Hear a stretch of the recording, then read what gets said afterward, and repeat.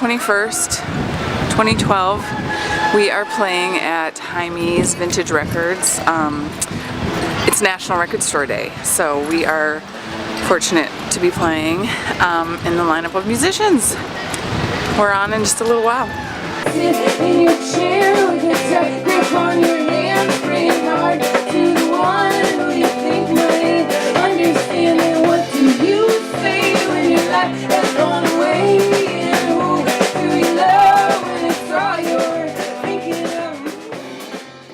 So we're going on in a few minutes, feeling very focused. I think that's where I'm at. Feeling good, feeling excited to connect with whoever's in front of us. At this point, I'm just feel eager to get up there, because that time in between, you know, you're ready and you're waiting, and just kind of, it can build into nervous energy unless I check in with myself. But I'm excited. I just think about the songs too. Just play them. We're so excited to be here for Record Store Day. Dave and Laura have just been so awesome to us and supportive of Let's what hear it we for do. Dave and Laura. Yeah. It's okay that this one's up last, because she's gonna have a baby in 2 months. So Let's hear it for parents. we're the Ericksons. Thanks for being here.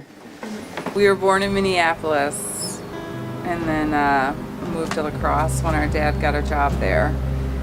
And we were always musical. He was a huge influence in our lives. Just he wasn't a musician by profession, but anything, all of any free time, any excess space in life was filled with just new music and playing music, talking about music. So even as little kids, we were exposed to just good music. It has been a long night. Before I married Tommy, my current husband, I was married to a man named Lee who was a visual artist and just an artist through and through, He passed away when he was 26. Our time together, I was sort of when I started writing music, or maybe I had been a little bit and kept writing music, and it was a very private thing. He was just very vocal about it being who I was. And then when Jenny and I started playing music together, it was kind of around the time that he passed away. And so there's just a really beautiful kind of spiritual thing about how we got started. When I started, they weren't playing with the drummer, but they'd recorded with one. So it was fairly easy for me to fill that role. There was not really an existing person that was routinely playing with them at shows.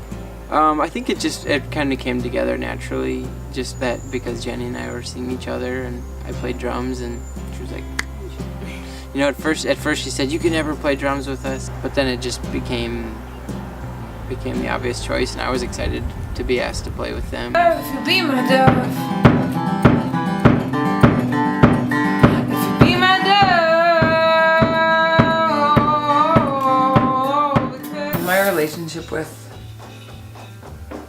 Bethany enhances everything I think about my musical experience. We don't write songs together, but I think that our songs definitely influence each other and kind of save each other in a lot of ways. Maybe I'm not writing anything and she's writing all the time, and she's my favorite songwriter.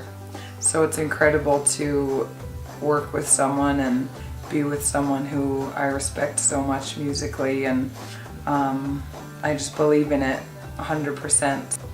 I always say that if we didn't play music together, I'd probably be writing the stupidest song, so you can take that for what it's worth. Have I been compared to Bethany? Absolutely. There have been times where we'd almost have to say to people we're not the same person, because people, I think, expect us to be exactly the same. Oftentimes, we've sort of expected to speak for each other or speak about each other's experiences. But mostly, most of it's just funny, and we sound the same and we laugh the same and all that stuff, and people find that pretty amusing. Where do you dwell in your house, in your home, and where do you go when you're feeling all alone? Do you sit in your chair with a tight grip on your hand? Yeah, so it was, I think, back in 2009 that I moved from Brooklyn to St. Peter, and it was drastic. It was a dramatic move, as you can imagine. So I guess I just trusted that, the music in terms of the writing and the career and connecting with people here as we did, with people in New York. I just trusted that it would work out. Just the challenges of living in a small community as opposed to, Brooklyn, New York, where you could run into anybody at any time, and it's people, and it's those sort of run-ins that I think bring inspiration, which obviously then fuels songwriting. It still thrives, and maybe thrives even more so because it feels a little more fertile here. It feels like there's more space and more chance to kind of dig in. Whereas New York, with the fast-paced and the harder edge, I think our music fits here in a way. Yeah, so then my everyday life is, it's a funny thing. It's hard to find balance because it's obviously not a 9-to-5 job. My gosh. It's so far from it. And there are a lot of frustrations that come along with that, because if you have more of a regular, steady job, like that provides you with things, mental stability. What's it like having a musician for life? It's wonderful.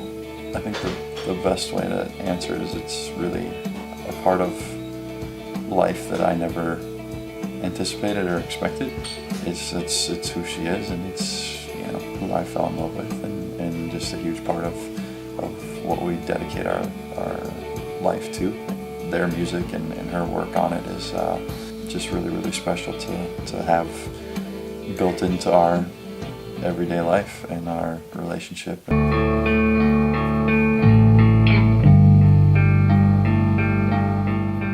My pregnancy and this music that I do and how they go together. When people have kids, I feel like life can sort of stop, or it's like, okay, now there's this other being in the mix, and oh my gosh, we're responsible for it and all the needs that it has, which is huge. But the thought of continuing on, and bringing whoever this is into the world, and doing shows and writing my music and taking opportunities that come. I think it's a beautiful thing that it can kind of join this path, as opposed to me slowing down or thinking, now I need to, whatever, be something else. So it'll for sure be a challenge, but it's gonna be incredible, I think. Thank you guys. Thanks so much. Thanks for listening to the Ericksons.